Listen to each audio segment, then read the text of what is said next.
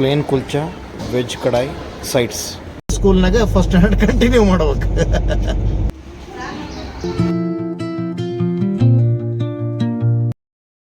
Hello guys, welcome back to my new vlog Amit talks. ಇವತ್ತು ಸ್ವಲ್ಪ ಹೊರಗೆ ಹೊಂಟೇವೆ, ಯಾಕಂದ್ರೆ ನನ್ನ ಮಗಳದು ಅಡ್ಮಿಷನ್ ಮಾಡಿಸೋದಿತ್ತು. ಫಸ್ಟ್ ಸ್ಟ್ಯಾಂಡರ್ಡ್ ಒಂದು 8ರಿಂದ 10 ಸ್ಕೂಲ್ಸ್ ಅವ ನಮ್ಮ ರಾಣೆಬೆನ್ನೂರಿನಾಗ. ಅದ್ರೊಳಗೆ ಯಾವುದೋ ಒಂದು ಸ್ಕೂಲ್ ಚೂಸ್ ಮಾಡೀವಿ. ಸೊ ಅದನ್ನು ಹೋಗಿ ಕೇಳ್ಕೊಂಬರ್ಬೇಕು, ಅವ್ರ ಆ್ಯಕ್ಟಿವಿಟೀಸ್ ಏನದ, ಫೀಸ್ ಸ್ಟ್ರಕ್ಚರ್ ಏನದ, ಅವ್ರ ಎಜುಕೇಷನ್ ಸಿಸ್ಟಮ್ ಏನದ, ಆಮೇಲೆ ಈಗ ಸ್ಟೇಟು CBSE ಅಂತೆಲ್ಲ ಅವಲ್ಲ, ಅದರೊಳಗೆ ಯಾವ್ದು ಸೆಲೆಕ್ಟ್ ಮಾಡಬೇಕು, ಈ ಥರದ್ದನ್ನೆಲ್ಲ ಇವತ್ತು ಕೆಲಸ ಮುಗಿಸೋವಂಥ ಇದು ಇಟ್ಕೊಂಡೇವಿ. ಅಲ್ಲಿಗೊಂದು ಹೋಗಿ ಬರ್ಬೇಕು ಇವತ್ತು.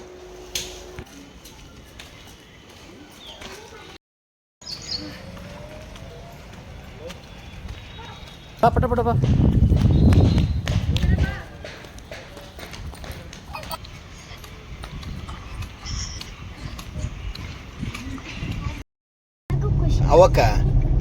ಅವಕ್ಕೆ ಬ್ಯಾಸ್ಗ್ಯಾಗ ಏನು ಕುಡಿಬೇಕು? ಎಳ್ನೀರು. Very good. ಏನು ಕುಡಿಬಾರ್ದು? ಕಬ್ಬಿನ ಹಾಲು. ಎಸ್. ಯಾಕೆ? ಜಾಸ್ತಿ ತಳಿ ಜಾಸ್ತಿ ಬಿಸಿಲದ. ಓಕೆ. ಈಗ ಒಂದು ಸ್ಕೂಲ್ ಕೇಳಿದ್ವಿ ಫ್ರೆಂಡ್ಸ್, ಅದು ಆಲ್ರೆಡಿ ಅಡ್ಮಿಷನ್ಸ್ ಕ್ಲೋಸ್ಡ್ ಅಂದ್ರು. ನಮ್ಮೂರಿಂದ ಎಷ್ಟು ಕಿಲೋಮೀಟರ್ ದೂರ ಇರ್ತದೆ? ಒಂದು 7-8 ಕಿಲೋಮೀಟರ್ ದೂರದಾಗಿತ್ತದು. ಸೊ ಅದು ಅಡ್ಮಿಷನ್ ಕ್ಲೋಸ್ ಆಗದಂದ್ರೆ ಇಲ್ಲೊಂದದ. ಆ ಊರಿಂದ ಯಾವ ಊರಿಗೆ ಹೋಗಿದ್ವಲ್ಲ, ಇನ್ನೊಂದು ಕಡೆ ಹೊಂಟಾಗ ಇನ್ನೊಂದು ಅಲ್ಲಿಗೆ ಹೋಗಿ ಕೇಳ್ಬೇಕು. ಈಗ ಇವತ್ತೇನಂತಾರ ಅವ್ರು. ಗೈಸ್, ಈಗ 2ನೇ ಸ್ಕೂಲ್ ಎನ್ಕ್ವೈರಿ ಮಾಡ್ಕೊಂಡು ಹೊಂಟೇವಿ. ಓಕೆ, ಇದು ಒಂಚೂರು ಓಕೆ ಅನ್ನಿಸ್ತು. ಈಗ ಊರಿಗೆ ಹೊಂಟೇವಲ್ಲ, ಆ ಊರೊಳಗೆ ಹೋಗಿ ಇನ್ನೊಂದು 2 ಸ್ಕೂಲ್ ಎನ್ಕ್ವೈರಿ ಮಾಡ್ತೀವಿ. ಸೊ ಮಗಳಿಗೆ ಫಸ್ಟ್ ಸ್ಟ್ಯಾಂಡರ್ಡ್ಗೆ ಸ್ಕೂಲ್ ಎನ್ಕ್ವೈರಿಗಳ ಕೆಲಸದ ನಿಮಿತ್ತ ಇವತ್ತು 2ನೇ ಸ್ಕೂಲ್ ಮುಗಿಸಿದ್ವಿ. ಇನ್ನು 2 ಸ್ಕೂಲ್ ಎನ್ಕ್ವೈರಿ ಮಾಡಿ 4ರೊಳಗೆ ಒಂದು ಫೈನಲ್ ಮಾಡಬೇಕು. ಇದಾಗಲಿಲ್ಲ ಅಂದ್ರೆ ಈಗೇನಕ್ಕೆ ಓದ್ಲಿಕ್ಕೆ ತಳದ ಅದ ಸ್ಕೂಲ್ನಾಗ ಫಸ್ಟ್ ಸ್ಟ್ಯಾಂಡರ್ಡ್ ಕಂಟಿನ್ಯೂ ಮಾಡ್ಬೇಕು. ಒಂದು 3-4 ಸ್ಕೂಲ್ಗಳನ್ನ ಸುತ್ತಿ ನಡುವು ರೆಸ್ಟ್ ಮಾಡೋಣ ಅಂತ ಹೇಳ್ಬಿಟ್ಟು ಲಂಚ್ ಟೈಮಿಗೆ ಬಂದಿದ್ದೀವಿ. ಇಲ್ಲಿ ಶರ್ದಿಗೆ ಲಂಚ್ ಟೈಮಿಗೆ ಬಂದೀವಿ. ಇಲ್ಲಿ 1 litre cold water, 1 litre warm water ಮಾಡೀನಿ. ಯಾಕಂದ್ರೆ ಇಲ್ಲಿ ಅರ್ಧ ಗ್ಲಾಸ್ ಕೋಲ್ಡ್ ವಾಟ್ರು, ಸೊ ಅರ್ಧ glass hot water. Hot water ಅಲ್ಲ, ವಾರ್ಮ್ ವಾಟ್ರ್. ಅಡ್ಜಸ್ಟ್ ಆಗ್ಬೇಕಲ್ಲ ಎಲ್ಲದಕ್ಕೂ.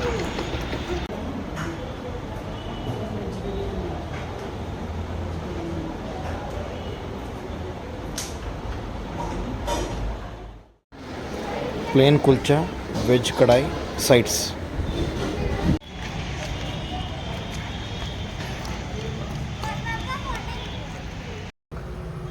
ಇವತ್ತು ಇಷ್ಟು ಓಡಾಡ್ಕೊಂಡು ಬಂದಿವಲ್ಲ, ಒಂದು 2-3 ಸ್ಕೂಲ್ಗಳು ಊರಿಂದ ಹೊರಗಿದ್ದು, ಒಂದು ಸ್ಕೂಲ್ ಊರೊಳಗಿತ್ತು.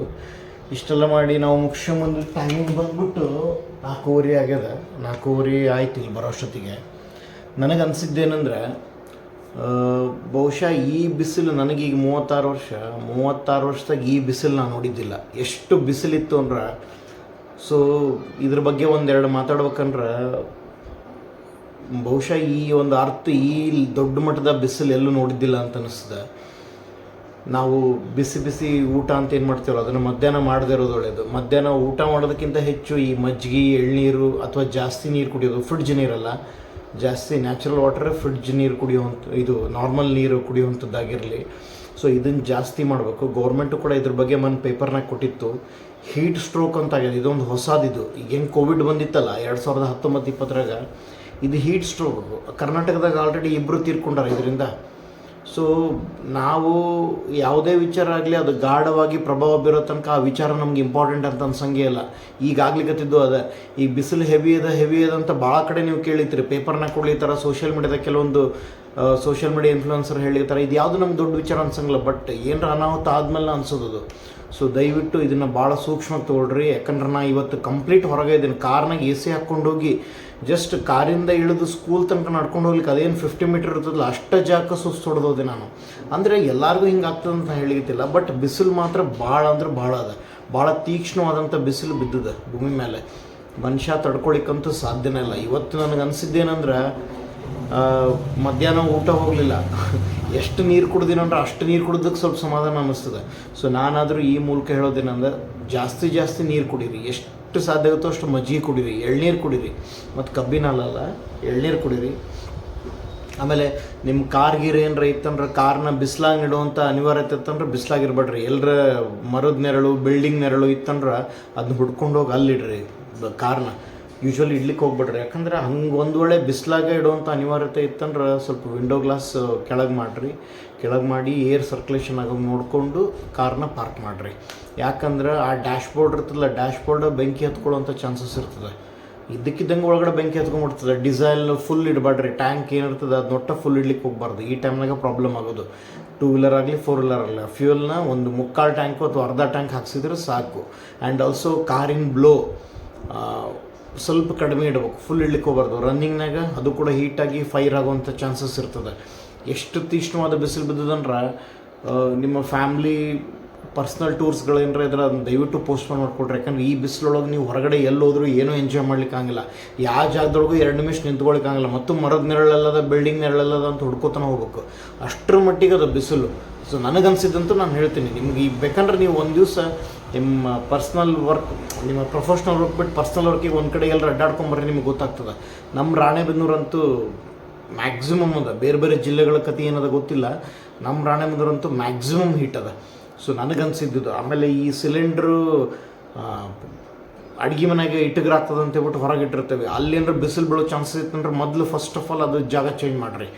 ಆ ಬಿಸಿಲಿಗೆ ಸಿಲಿಂಡರ್ ಹತ್ಕೊಳ್ಳೋಂಥ ಚಾನ್ಸಸ್ ಇರ್ತದೆ. ಆಮೇಲೆ ಈ ಬ್ಯಾಟ್ರಿ ಈ ಥರದ್ದು ಏನಿರ್ತಾವಲ್ಲ ಅವನ್ನೆಲ್ಲ ಬಿಸಿಲಾಗಿ ಇಡ್ಲಿಕ್ಕೆ ಹೋಗ್ಬಿಡ್ರಿ. ನಿಮ್ಮ ಮನೆ ಸುತ್ತಮುತ್ತಲು ಅವಲೋಕನ ಮಾಡಿರಿ ಏನೇನದ ಏನಿಲ್ಲ ಅಂತ ಹೇಳ್ಬಿಟ್ಟು. ಸೊ ಅದು ಮಾತ್ರ ಹಂಗಿದ್ದಾಗಷ್ಟೇ ನಿಮ್ಗೆ ಈ ಬಿಸಿಲಿಂದ ಸ್ವಲ್ಪ ಸೇಫ್ ಝೋನಿಗೆ ತೊಗೊಂಡೋಗ್ಲಿಕ್ಕೆ ಆಗ್ತದೆ. ಆಮೇಲೆ ಕೆಲವೊಬ್ರು ಮನೆಯಾಗ AC ಇರ್ತದೆ, ಹೊರಗಡೆ ಫುಲ್ ಹೀಟಿಂದ ಬಂದುಬಿಡ್ತಾರೆ, ಹೆವಿ ಬಿಸಿಲು ಬೇರೆ. ಹೀಟಿಂದ ಬಂದ ತಕ್ಷಣ ಪಟ್ ಅಂತಂದು AC ಜಾಸ್ತಿ ಕೋಲ್ಡ್ ಇಟ್ಕೊಂಡ್ಬಿಡ್ತಾರೆ. ಅದು ಕೂಡ ಆರೋಗ್ಯದ ಮೇಲೆ ಸಮಸ್ಯೆ ಬೀಳ್ತದೆ. ಯಾಕಂದ್ರೆ ಬಾಡಿ ಹೊರಗಡೆ ಬಿಸಿಲಿಗೆ ಹೀಟ್ ಟೆಂಪ್ರೇಚರಿಂದ ಇಮ್ಮಿಡಿಯೇಟಾಗಿ ಕೂಲ್ ಟೆಂಪ್ರೇಚರ್ ಆತಂದ್ರೆ ಅದು ಕೂಡ ಒಂಥರ ಸಮಸ್ಯೆನ. ಅದನ್ನೂ ಮಾಡ್ಕೊಳಿಕ್ಕೆ ಹೋಗ್ಬೇಡ್ರಿ. ಆ್ಯಂಡ್ ಆಲ್ಸೋ ಲಾಸ್ಟ್ ಒನ್ ಏನಂದ್ರೆ ಈ ಹಾವುಗಳು ಬರೋ ಚಾನ್ಸಸ್ ಇರ್ತವೆ.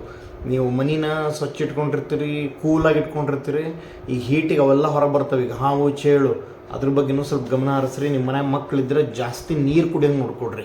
ಮೇಜರ್ ಪಾಯಿಂಟ್ ಅದ, ಜಾಸ್ತಿ ನೀರು ಕುಡಿಯೋಂಗೆ ನೋಡ್ಕೊಡ್ರಿ. ನೀರು, ಮಜ್ಜಿಗೆ, ಎಳ್ನೀರು ಈ 3ಕ್ಕೆ ಜಾಸ್ತಿ ಮಾರು ಹೋಗ್ಬಿಟ್ರೆ ಈ ಬಿಸಿಲಿಂದ ಪಾರಾಗ್ಬೋದು ನಾವು. ಮುಗಿತಿ ಮೇ ಜೂನ್ ಅಂತ ಪರಿ ಏನಿರಂಗಿಲ್ಲ, ಮೇ 1 ಇರ್ತದೆ.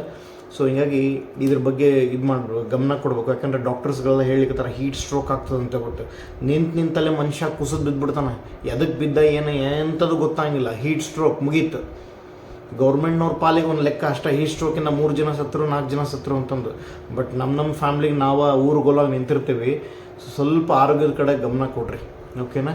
ಸೊ ಇಷ್ಟು ನನಗನ್ಸಿದ್ದಿದೆ. ಯಾಕಂದ್ರೆ ಬಹುಶಃ ನನಗನ್ಸಿದ್ದೇನಪ್ಪ ಅಂದ್ರೆ ಈ ಹೀಟ್ ಕಡಿಮೆ ಆಗೋವರೆಗೂ ಹೊರಗಡೆ ಕೆಲಸಗಳು ಏನಿರ್ತಾವೆ ಸ್ವಲ್ಪ ದಿವಸ ಪೋಸ್ಟ್ಪೋನ್ ಮಾಡೋದು ಒಳ್ಳೆಯದು ಅನ್ನಿಸ್ತು, ಅಷ್ಟರ ಮಟ್ಟಿಗೆ ಇದು. ಯಾಕಂದ್ರೆ ಹೊರಗಡೆ ಅಂಥ ಪರಿ ನೀವು ಬೆಳಿಗ್ಗೆ 11ರಿಂದ ಒಂದು 3 ಗಂಟೆವರೆಗೂ ಓಡಾಡಲೇಬೇಕಾದಂಥ ಅನಿವಾರ್ಯತೆ ಇದ್ದರೆ ಸನ್ ಗ್ಲಾಸ್ ಯೂಸ್ ಮಾಡಿರಿ, ಆಮೇಲೆ ಹ್ಯಾಟ್ ಹಾಕ್ಕೊಳ್ರಿ. ಸೊ ಈ ಥರದ್ದು ಪ್ರಿಕಾಷನ್ಸ್ ತೊಗೊಂಡು ಈ ಬಿಸಿಲನ್ನು ಫೇಸ್ ಮಾಡಿರಿ. ಈ ಬಿಸಿಲು ನಾವು ಅಂದ್ಕೊಂಡಷ್ಟು ಈಸಿ ಇಲ್ಲ, ಬರೋಬ್ಬರ ಡೇಂಜರಸ್ ಅದ. ಸ್ವಲ್ಪ ಪ್ರಿಕಾಷನ್ ತೊಗೊಂಡು ನಿಮ್ಮ ಕೆಲಸಗಳನ್ನ ಮಾಡಿರಿ. ಸೊ ಮತ್ತೊಂದು ಇದೇ ಥರದ ಬ್ಲಾಗ್ಗಳಿಗೆ ಸಿಗ್ತೀನಿ. ನನ್ನ ಮಗಳ ಅಡ್ಮಿಷನ್ನು ಬೇರೆ ಸ್ಕೂಲ್ ಸೆಲೆಕ್ಷನ್ನು ಆಗಿಲ್ಲ. ಸೊ ಇರೋ ಸ್ಕೂಲೆಲ್ಲ ಕಂಟಿನ್ಯೂ ಮಾಡಬೇಕು ಅಂತ ನಾವು ಗಂಡ ಹೆಂಡತಿ ಮಾತಾಡ್ಲಿಕ್ಕತ್ತೀವಿ. ನೋಡ್ಬೇಕು ಅದು ಏನಾಗ್ತದೆ ಅಂತಂದು. ನೆಕ್ಸ್ಟ್ ಬ್ಲಾಗ್ಸ್ ಇತ್ತಂದ್ರೆ ಅದರೊಳಗೆ ತಿಳಿಸ್ತೀನಿ. ಎನಿವೆ, ಟೇಕ್ ಕೇರ್, ಬಾಯ್.